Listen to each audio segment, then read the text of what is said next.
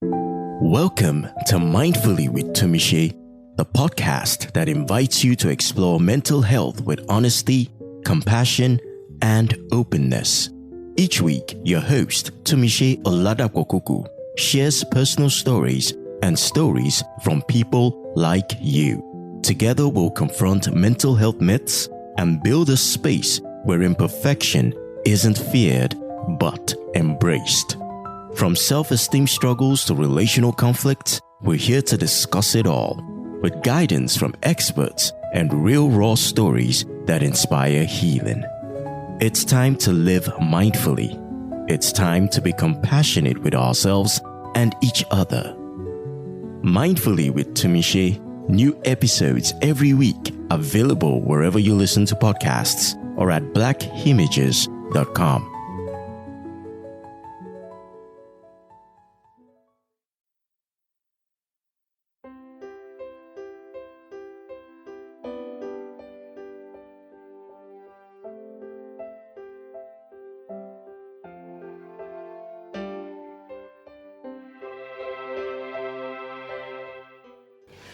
Hey, mindful partners, it's another episode with me, Oluwatunmise on Mindfully with Tumise. When I was rounding off last week's episode, I did say that I was going to have you know who to help explore the beginning of this new season. So, how are you know who?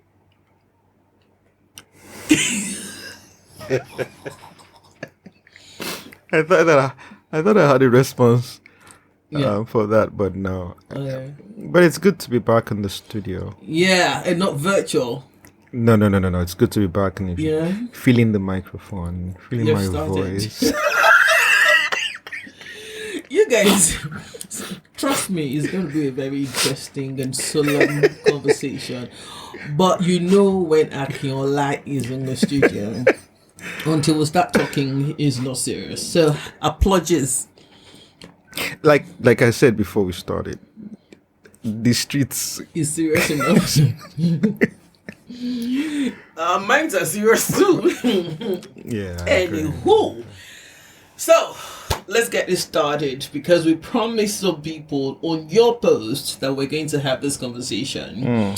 And you and I saw a video of a family where the matriarch of that family Right. lied to her children for 25 years, and how people have polarized the man's response about whether it was right for him to withhold forgiveness. Honestly, as a journalist, I want to get into that, but as mindfully to me, I don't want us to. I don't even want to get into that polarity because that's life. There will be polarization. Right. Yeah. So, like I said earlier, I think the post on the question of forgiveness and how it is processed or not processed is more quaint for our conversation. So here's how I'm going to start. Of course, you know it's not question and answer. So Right. Right. Here's where I'm going to start. When you hear forgiveness, what's the first emotion that surfaces for you and why? Yes, no, there's no home as an answer. Peace. Really? Right. Peace. And I say that because, rightly put, whether we forgive or not, what I see unforgiveness as is a cage, which it truly is, whether we admit it or not, is allowing ourselves to hold on to the hurt that somebody has done to us, allowing ourselves to be held by that. That's what I see unforgiveness as. When we come over to forgiveness, I see it as letting go. Because of me. Really not because of them, but because of me. That's the way I see forgiveness. that's the simplest way. I'm making it sound very simplistic, but that's not what it is. Yeah, because that comes up as oversimplification, to be honest. Yes, I agree with you, but the idea is just because something. Okay, so a brain doctor goes into the surgery and comes out, and the person is okay, doesn't mean that surgery was easy or simple, right? The neurons, the nerves that they had to deal with in the brain didn't mean that was easy or simple, but they found a way to make that complex process seem to be easy by the fact that this person came out the way they wanted the person to come out. And not, well, sometimes not. Well, sometimes the same thing with forgiveness. Forgiveness doesn't always turn out, the way we want it. Sometimes, which is, again, I'm going to have to jump the gun here, where we talk about making people forgive. I think I used to be there. Just forgive and let go. No, when I had, I can point to two major issues aside from the one I had with my father. Because looking back now, that wasn't any issue compared to the other two. Right? Because, of course, I had to live with my father. So that level of unforgiveness could not really exist. It shows up when you don't have that kind of maybe that level of contact. I don't know. Some people have. It's okay. Yeah, you're sharing your story, so. And the first one I won't talk about. The second one was not recent, and I'm talking about it because I thought that at that time I'd learned how to forgive, because after the first one happened, that unforgiveness, or not having my peace, even though I'd said I'd forgiven, lasted almost 7 years. Every time I think of that person, or somebody talks about that person, or something happens, I just feel upset. Okay, so you just feel upset. Okay, so forgiveness, to be honest, right, stirs up a myriad of emotions. Yeah, forgiveness does stir up a lot of emotions. Yeah, and like you said, it is in the oversimplificated, but it is just peace. But what I think, just like you said now, that we tell just forgive and let go. When we tell people forgive and let go, I don't think I ever was there at that point. Laugh if you want, but and it comes of when people ask me, and Lara was here in the studio and she was asking me how I could, and I had a couple of people, especially those who know a bit about who Tumise is, like how, and for me it is, I can't help them to carry their load. Together. Will I process the hurt? Will I process the pain? I will. But holding on to them, and I've had, like, of course, like you said, our parents will maybe not be able to say, but I've had friends who, I don't even want to say stab. We just had miscommunications, or I elevated, or my perceived roles in their lives, and there was miscommunication. So it's always, or I'm the one who hurt them. Yeah. Right. By being me. Right.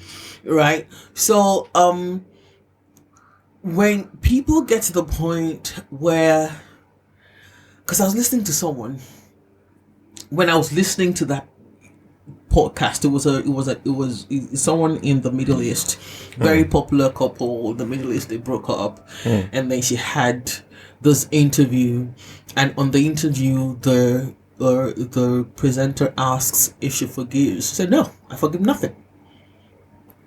Fast forward to, and they asked her why doesn't she forgive me, because she now said that because she knows that she's done her best, so anybody who hurts her is because, do you understand? Right.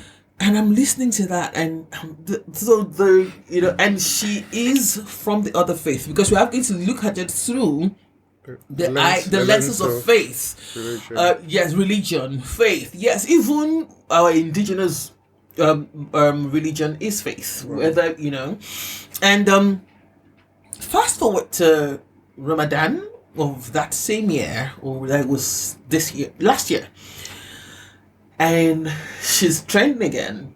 And she's like, the first thing that came to my mind, it might not have come to anybody's mind, but the first thing that came to my mind was, you said you couldn't forgive. So She had forgiven her at that time, or she wasn't that. The guy already has a second wife. Their religion allows it. Right. Already has a second wife, but they have children together. Right. They co-parent, and she was making up, and she was telling him, "I made up because of you. Right. I put myself together because of you, because you were coming," and it goes to show that when we are when science says that the first emotion, it takes 90 seconds. I don't know how true that is. Right. I heard it, that it takes 90 seconds for us to process any emotion. Whatever you're feeling after that 90 seconds is the memory. Right. The memory of that event is what you're either worshipping or holding on to, but to process it, our brain processes it 90 seconds. Now, there is no one, maybe Jesus or some prophet. I remember a prophet that told people that they should burn, or because they called him bald. Yeah, Right. yeah. But there is no one who I think can process in 90 seconds and not carry the memory of a pain. So it's now how we navigate or romance this memory that would or could lead to unforgiveness or forgiveness. If you stay in that silt for too long, or in that suit for too long, you're then carrying, that is my opinion, you're just carrying the person's load, and the other person is the one who has character questions. And this is where I love him. If somebody I said I should be his influencer. Don Miguel Ruiz's 4 agreements. Number 2 is my favorite. And do not take anything personally. So I think that the major question is, while the brain processes that pain in 90 seconds, we do not honor the hurt, the memory, the hurt that memory we're going to have to navigate to get to the point of forgiveness. So do you think that we rush into forgiveness without honoring that hurt? That makes a lot of sense, because I'm thinking back to, I told you about 2 different incidences. The first one was when I thought I'd learned how to forgive. It took me almost 7 years. I'm not kidding. The first 3 years I was almost in constant pain. Like Physical I would remember it, and I would be depressed. I would like, and it wasn't like it was just it was a case of, I felt I was loyal and the person was disloyal. This person was older than I am, and it took me that length of time. I served this person, right? And it's okay. And it took me that long, but in that process, it was, God, I'm trying to forgive. Get this thing out of my mind. If I close my eyes and I see the person, my prayer stop. And eventually, I was at that place where I saw the person after that, and I felt nothing, and I knew that I was free, right? And during that time, I learned to start saying, "I forgive you." When anybody does anything to me that I don't like. Like, I forgive you. I forgive you. Even though it was possible that at that moment I hadn't. Yeah. But because I was using that phrase, I think that I didn't allow those hurts to take root. Right. Because what happened much later, which is the second one, was And it was just this morning, I'm on this Bible study group, and we're talking about Esther, and then we're talking about was a Bible study on Book of Esther. We got to that place of how we can allow contempt, resentment, I don't like this person, to build up into it when we don't deal with it. That I realized that this second one happened because I stopped saying I forgive you. Because so to your myself, brain, yes. Your brain was like, Yes. okay, yeah. You know, because it wasn't like I knew that this person did anything until much later we had a conversation and this person didn't take accountability for what they had done. And then it hit me. I'm like, oh no. And then it took me another 1.5 years Yes. to fully get to that place where I could say, you know what? I feel that I forgot. How did I know? I said to this person, I miss you. And I didn't feel any pang. I didn't feel it was just, I just felt, oh, I can say that with and I knew then. That was the point. I knew. Okay, so since we're sharing stories, let me share one. Because sometimes we mistake speed for strength. We mistake the speed at which we say I forgive you, just like for strength. But real strength is depth, and I'll give you an example. Of course, for those who know my story for a bit, when I say I'm a survivor of sexual molestation, you know at least it's not one person, and it was in a community. It was in a community, and I would before my parents transitioned, I would go to events that had to put all of us together, and I'm on the edge. Right. I'm on the edge because some of them, like you said, hadn't taken accountability. One person actually walked up to me and tried to hit on me again, and my mother was just about 2 tables away. Married with 2 kids. I'd been married with 2 kids, and I just told my mom and dad to go. And she was like, I said, me, I have to go. Who's going to drive her? She'll get somebody to drive her. So I had to go. Then my parents, they were all there too at my parents' funeral. My mother's funeral, it was a bit shaky because I didn't even see anyone. My father's funeral, I was out for war. Yeah? Then just this April, I was in another forum where all of them were. And for the first time, I had peace. I sat down. I was seeing everybody. I saw a handful of them. And I sat down and I was smiling. Right. Like, I was like, oh, Right. I'm in a better place than these people. And I'm not saying it out of pride. I'm like, no. Right. And it was not, because I had in quotes, because I always say to people when people ask me a question, how are you? I say, yeah, because I know that I say to myself, it's easy for me to say that I forgive this person, I can let go, because in my head we were all died for, and if this person dies before me and they repent with their last breath, they will get to heaven before me, and I'm still here struggling. I'm telling you, that's how I rationalize why I can let go easily. I can let go easily, but then the process is in my head. Right. But sitting down this April, just that's this last April, I was in God.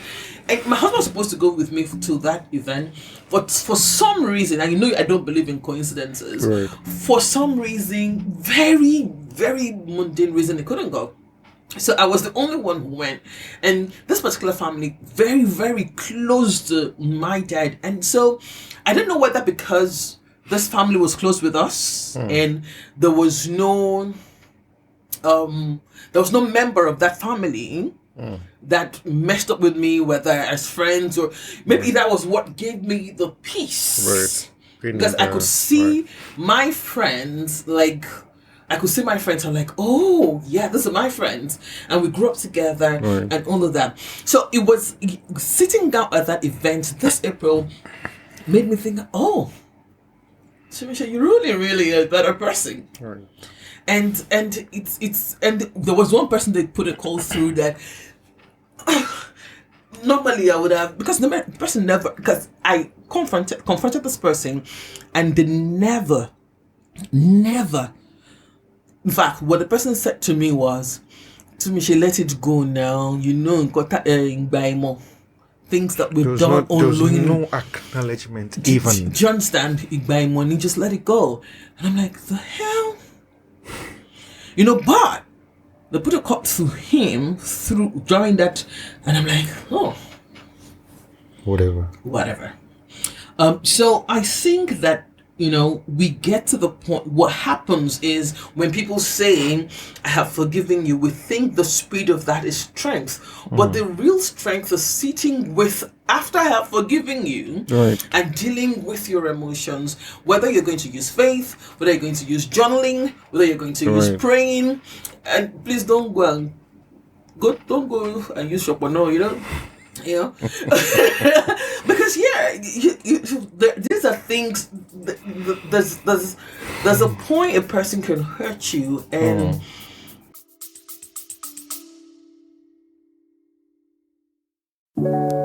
Sometimes clarity comes in silence.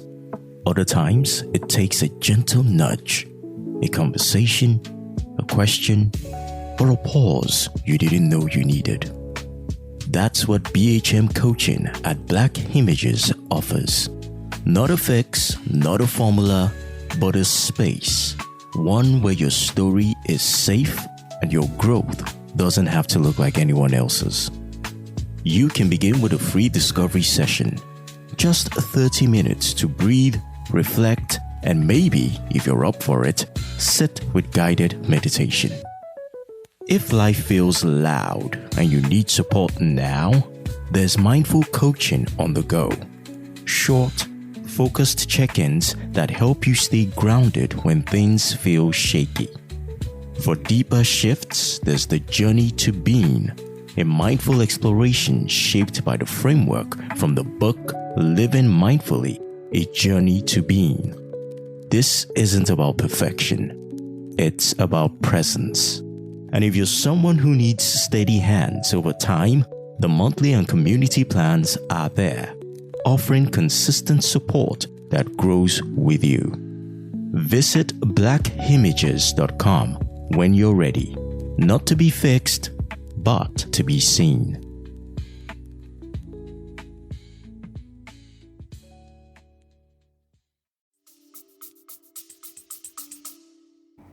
the pain that comes from that, just like Hagar, the pain that came from seeing her son, forgetting that she was the one that was rude to her mistress, but do you get the pain that comes from that is what we must come to acknowledge. And it takes me back to the story, that the video that started this. Right. Yeah, and then when Iyala Vanzat said to the man, "You don't have to forgive," which is the bone of contention here.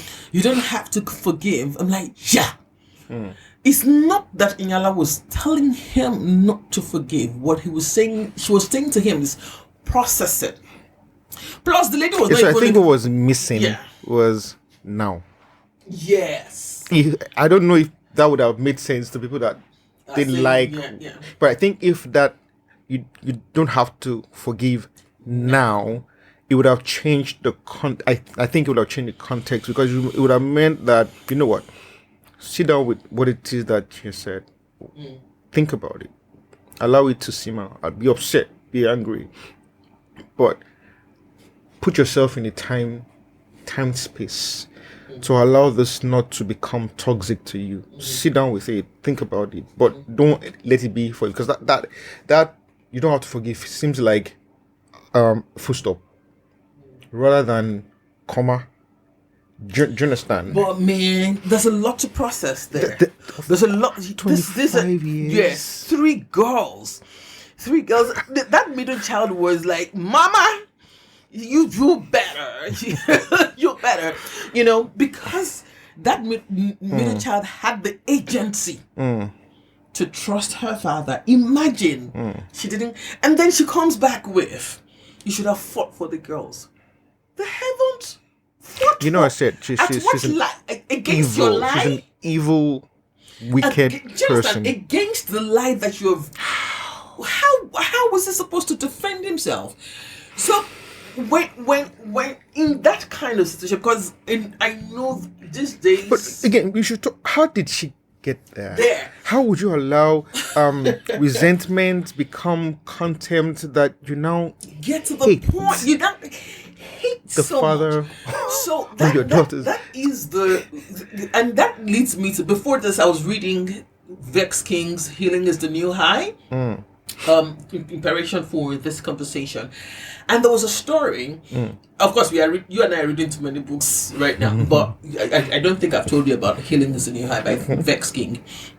And there was a story in there. A girl, perfect family, they brought them up well, no wahala, like good, fine, like good upbringing and all of that. And then one night, she went out and she's violently raped. And then she gets back home. She just stays on. She didn't know what to do. There was too much good in her. Like that, evil was not something that she could process. You know, Right. and she stayed under the blanket, and she told her parents, and because the parents also Didn't know how to deal with it. how to deal with it. And I know what that means. When that story came up, so so they kept telling her, you have to get back out there. You have to get back out there. You have to know there's evil. You know that evil is always you can't stay inside all the time. Of course, she did go back out, but she started running with energies that were against the energies with which she was brought up with. Do you understand? There was rebellion, basically. Right. And she went into drugs. She went in just to get get her parents' attention. That look, I'm dying here. Right. Eventually, she got a therapist and all of that. Of course, we all know that healing is not a destination. It's trust me, it is a way of life. It is not a destination. It's a life journey. It's it's deeper than a life journey. But when something like that, like that video happens, where there are children involved, where there's conditioning, where do we begin then?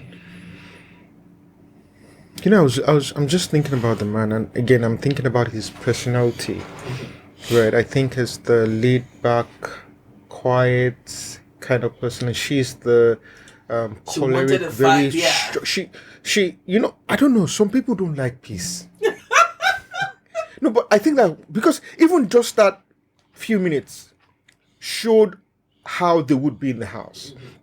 She would want to wear the pants, right? And the man would be just calm down, just chill. Because how can you say to somebody you've accused for 25 years that why didn't you fight? I wish I could stretch my hands and give her a rotten slap. Like how?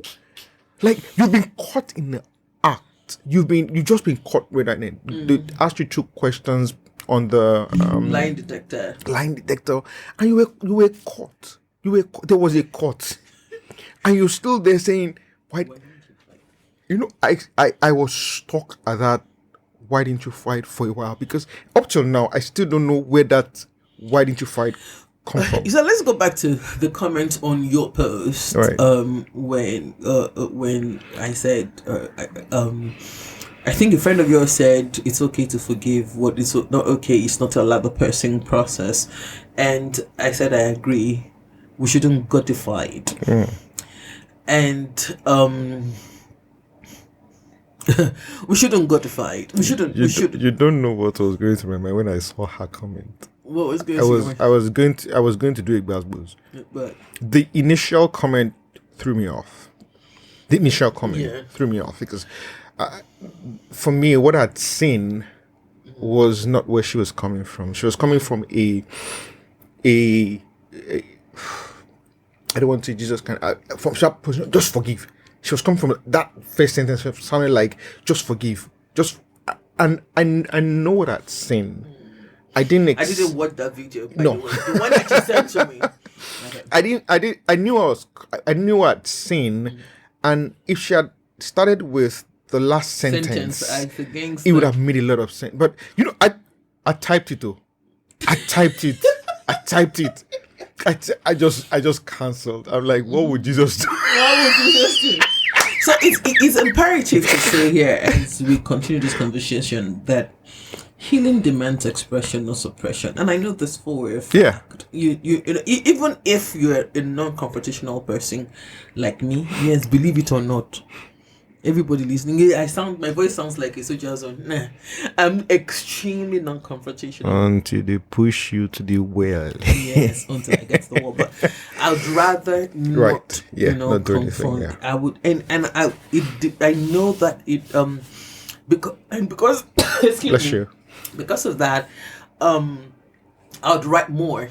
An emotion that I cannot write. If somebody hurt me and I cannot write about my journal, or I cannot make a post about it or do something about it, then I mean that makes me stop and say, okay, Tunmise, what's going on here? Right. Why is this, what is this here to teach No, you? this thing you're saying is what we have to deal with in that process of going from the hurt to forgiveness. To forgiveness, yeah. If we don't ask ourselves, why did this thing hit me this badly, to find the root? Because there's always, these things just don't happen. There's something that has been sown that is now maybe an iroko tree or a bamboo that you need to find. How did it get into your life? Where did it start from? I think, what did you allow? exactly, until we get to that place in that journey, that process of healing cannot begin. And this leads me to this. In the process of healing, when you think somebody or you perceive somebody has offended you, forgive yourself first. You have to. If you don't forgive yourself first because you think that you allow, or you know that you allow this thing to go on and then, like you said, until they push you to the wall, you have to get to a point where you forgive yourself first.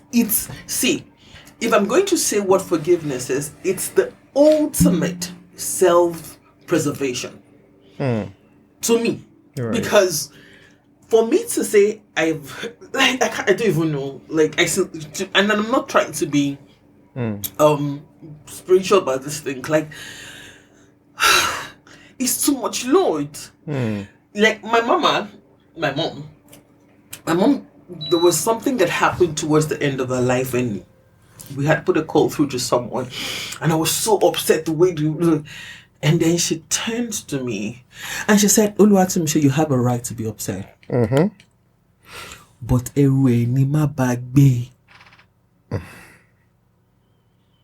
was still gyrating to me. It's his load. It's his question. Don't help him answer it. Probably one of the, she said a lot of things towards the end of her life, but that particular one, it hit me in such a way that, okay. So now imagine me finding Don Miguel Ruiz and the 4 agreements and exactly what my mom said. So I had to get to the point where I forgave myself truly. And I can, when somebody says, this is like, where were you when I was going, to be honest? When somebody says, Tunmise, don't you, is it little sad stories that you have in my head? I'm like, where were you when I was a teenager? When I was a young adult? When I was a child? When I was going through this? You were not there. You didn't know how, you didn't know the agency that I had to tap into, right? But that statement that my mother made changed everything for me. Okay, for those who don't understand Yoruba, it's his load. Don't carry it on their behalf. I was going to say something, but this ties into it. Yeah. Everything we do in life requires everything that gets us from one point to a higher point in life requires reflection. reflection is mostly mixed with our beliefs. Reflection is, this is what happened to me. Yorubas will say, Shasharu. Oh my God, Yoruba is deep. And then you're coming to a place where you have a belief system, right? For example, this is a belief. It's a belief system, right? And you're not coming from a place of somebody has hurt you. And you're mixing it with this belief system that says to you, this is not your problem. This is that person's problem. It allows you to have a different perspective to someone who doesn't have that belief system. To somebody who thinks they hurt me, I allowed them to hurt me. And I was thinking about it when yes, most of the outcomes of our lives is based on our memories. It's past event, right? But if we develop, and usually there's nothing we can do about that, usually. But if we develop the right kind of belief system, it allows us to be more comfortable, right, with a lot of the things that has happened to us in the past, right? Allows us a different passage of the processing, right, into a much higher, how do I describe it? A much higher being of who we currently are. See, I think that it will go to boundaries and forgiveness. People, one thing that comes up, especially when people come to my coaching table, is can forgiveness happen without reconciliation and boundaries and all that? We'll get that to that in a moment. But I think that because forgiving yourself as a person is hard, is probably why forgiving others is also hard. If you can look at yourself and truly look at yourself and say that, oh, yes, I allowed this, but that was how much I knew at the time. Right. And if I had known better, I probably would have done better. Right. And then move on from there. But we get stuck in that place of, oh, I should have done better. Oh, I should have. Yes, you should have. But did you know to do better? No, you didn't. No, you didn't. And this comes to, especially taking accountability for your actions. For your actions. So, when people, even in relationships, they saw all the red flags. I don't even know what red flags are. But the thing is, right. So there has to be some red flags in any relationship. Right. Yeah, I know people are going to come. We all have people are going to come from. There has to be some red flags, because if it is perfect, then something is wrong. Everybody has red flags. Everybody, you don't know the red flag that you are flagging, and he doesn't know the red. You don't know the red flag you are flagging to him, and he doesn't know the red. It's so typically it is getting to the point of understanding that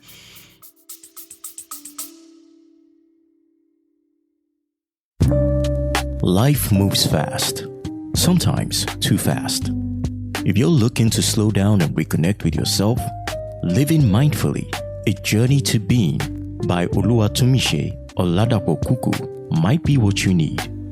It's part memoir, part guide.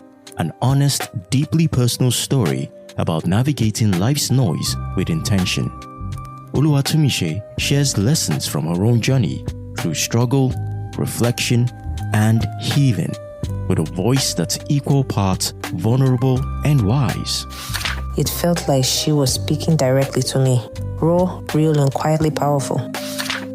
Get your copy wherever books are sold, or visit blackimages.com to begin your journey. Living Mindfully, A Journey to Being. Slow down, breathe, begin.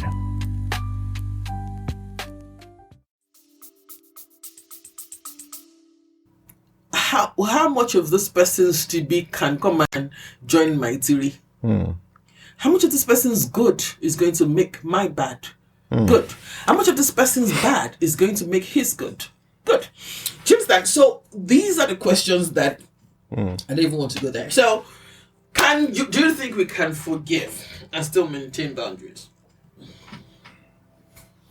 Yeah. If in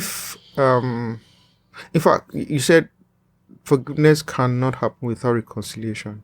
I don't think so. If forgiveness, reconciliation with self, reconciliation with the other person. No. You don't reconcile with self. How can forgiveness happen? You have, again, it's not, oh, I wish that. So what I tell myself now, even when I do what I shouldn't do, is I did it. Okay.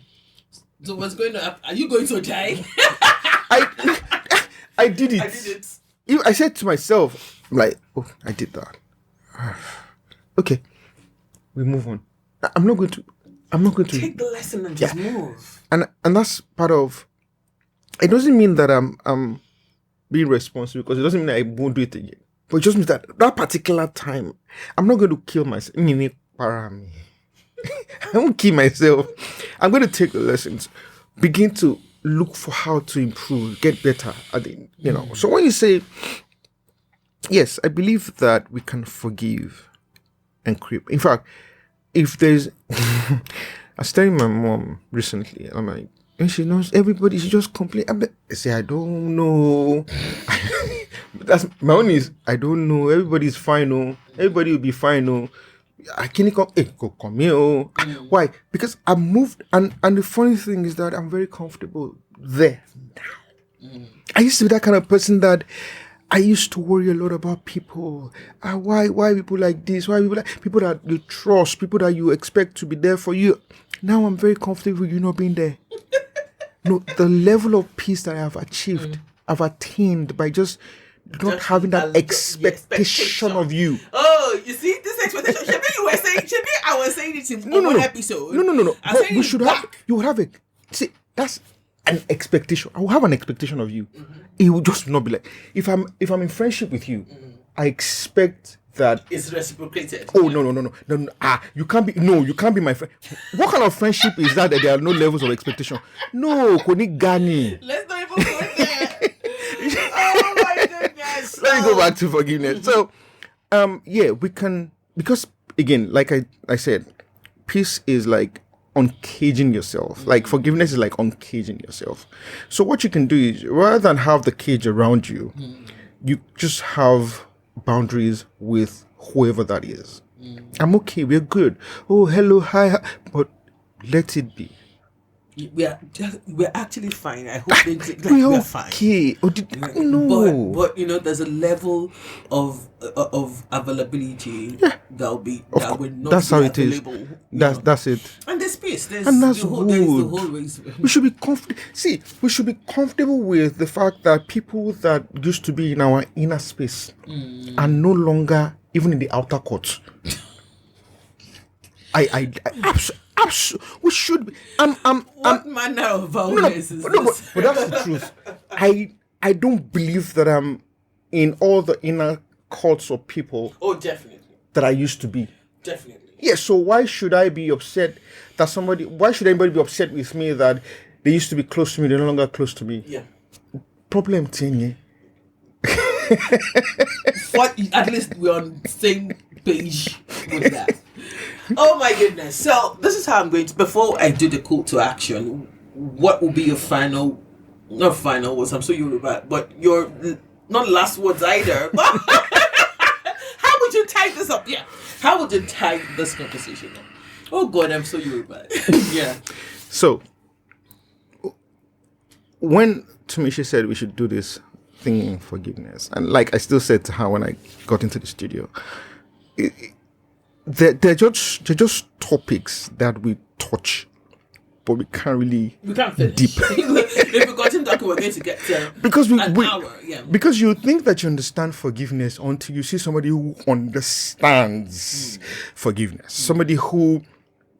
So I would think I understand forgiveness, and I talk to Tumishe, and then I know that I don't understand. I really don't understand forgiveness because you should stop having conversations. And then there's I saw a video of someone who killed somebody's brother, and then the brother said, "I forgive you," and Went then to hug him. asked to forgive. Please, I've forgiven you, but now I want to hug you. You realize that, that forgiveness is in levels. Maybe your being born again is not born again. No, so that's why I said that it's a belief system. That person's belief system must definitely be stronger in terms of how they see and perceive life. And that's how I think. So my partner words would be, our worldview is not the only view. Yeah. And doesn't necessarily mean it's the best view. Yes. The best thing we can do for ourselves, is to develop a belief system that is valuable, that is worthy of existing, right? That allows us to process things holistically rather than from just one lens. One lens. Yeah. All right. My closing reflection. I found the word. Because I won't say last one. My closing reflection will be that forgiveness isn't about rushing past the pain. The last episode, I said something about you do not walk around the pain. You don't heal when you tiptoe around the pain, but when you walk through it. It's about giving ourselves permission to feel, to heal, and to free our hearts when they're truly ready. Right. Healing is not a race. It's a rhythm, it's a dance. Right. There are times they are going to be Right. they're going to feel like and there are times No. it's a dance. It's a lifelong thing. Trust your own pace, because somebody else is going to do something to you that reminds you of that thing. Yes. So you're going to and then yes. hence the stop, breathe, notice, reflect, respond, and resolve of living mindfully. I in this past months I have learned to live by that all over again, because at some point I did forget. So thank you for listening. If today's conversation has stirred something in you, please do not rush past it. Sit with it.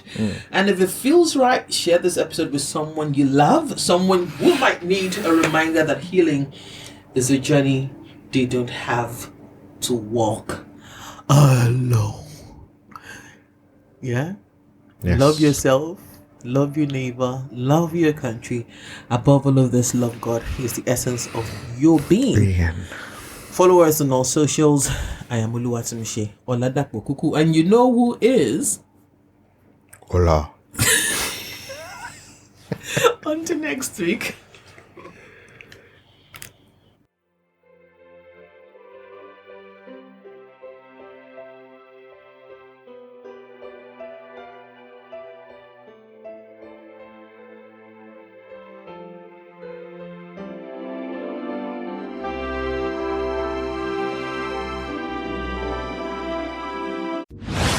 This is Mindfully with Tumishe, brought to you by Black Images.